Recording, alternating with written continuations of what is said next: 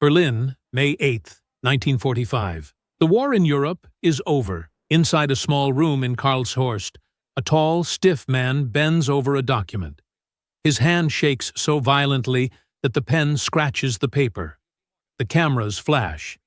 This is Wilhelm Keitel, Field Marshal of Nazi Germany, signing his nation's unconditional surrender. To the world, it is a moment of relief. But for Keitel, it is something else.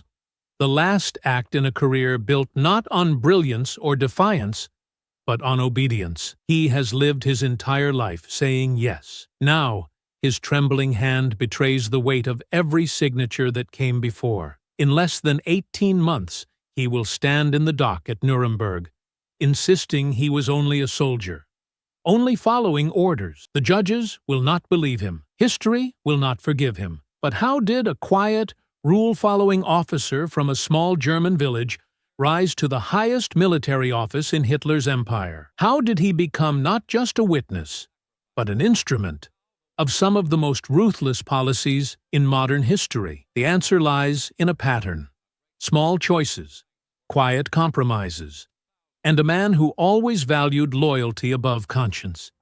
Yet, perhaps the real question is not why Keitel obeyed, but why so many others didn't.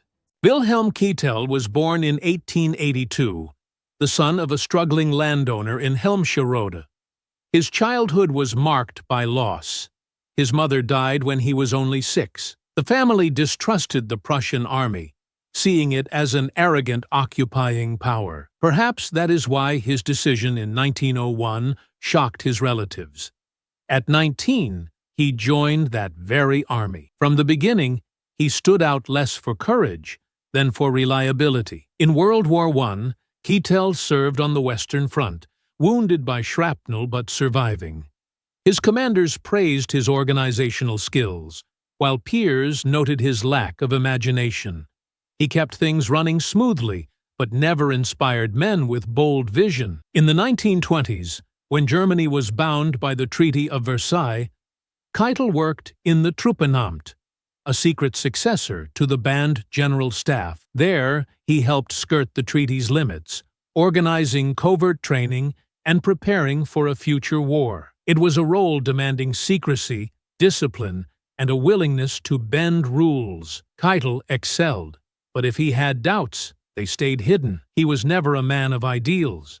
He was a man of systems, following the strongest authority in the room. In 1933, that authority became Adolf Hitler. At first, Keitel kept his distance, suspicious of Nazi theatrics. Yet the first time he stood face to face with Hitler, something inside him shifted. Witnesses recalled how Keitel's hesitation dissolved. The charisma of the Führer had found its most obedient servant. From then on, Keitel's path was not driven by vision, but by submission. By 1935, Keitel was chief of the Wehrmacht office, a bureaucratic but powerful post. His secret was simple: he gave Hitler total loyalty. Where others hesitated, Keitel obeyed. That loyalty would define his rise in 1938. The German High Command was shaken by scandal. War Minister Werner von Blomberg disgraced by a marriage scandal. Army Commander Werner von Fritsch accused, falsely, of homosexuality. Both men had dared question Hitler's pace of rearmament. Both were obstacles. Keitel did not defend them. He helped destroy them. It was Keitel who passed Blomberg's wife's criminal record to Göring, sealing his downfall. It was Keitel who fed evidence into the case against Fritsch, even as doubts spread about its truth. His colleagues were horrified. They began calling him Keitel, lackey. Göring sneered that he had a sergeant's mind inside a field marshal's body. Yet to Hitler, he was perfect. In a purge that gutted Germany's military independence, Keitel proved he would sacrifice anything, even comrades, to stay loyal. The reward was immense. Hitler abolished the war ministry and created the OKBDO, Oberkommando der Wehrmacht. At its head, he placed Wilhelm Keitel. A man mocked by his peers now stood as Hitler's military chief of staff. Keitel was no longer simply a soldier. He was Hitler's instrument. The irony was clear. In an army that prized independent judgment, the man who rose highest was the one who surrendered completely, and the price of that surrender would soon be counted in lives.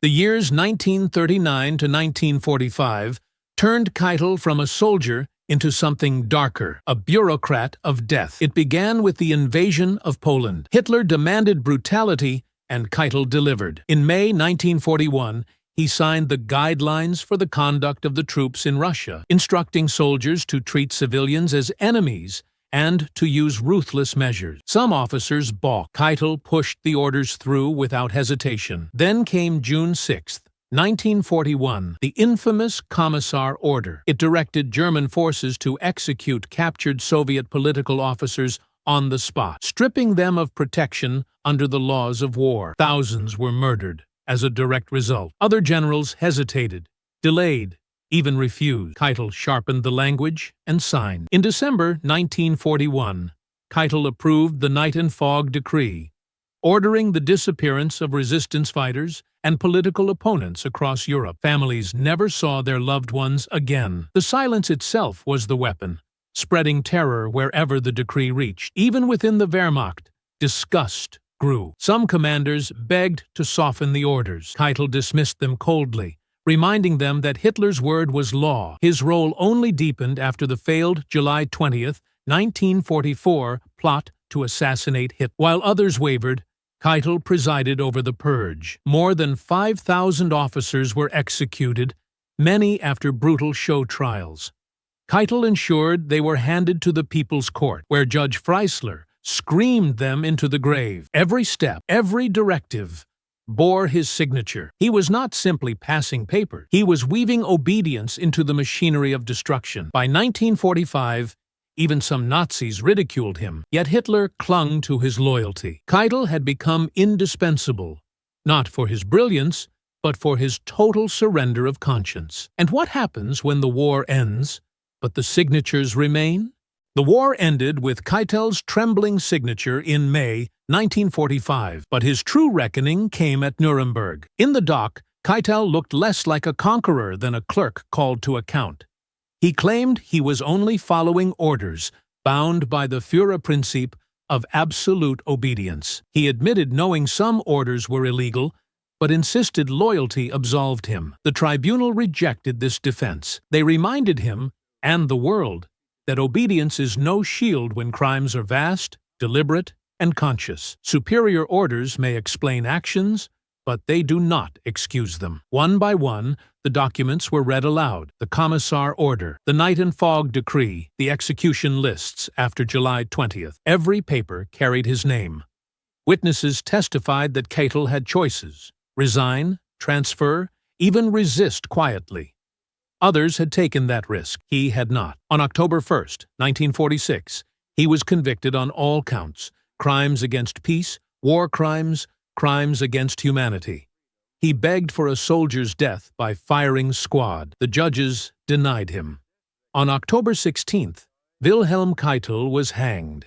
His final words called for mercy on Germany, but history had already rendered its judgment. His story remains a warning, not of a man driven by hatred or ideology, but of one who surrendered his judgment to authority. And so the question falls to us: when orders demand obedience against conscience, will we follow, or will we refuse?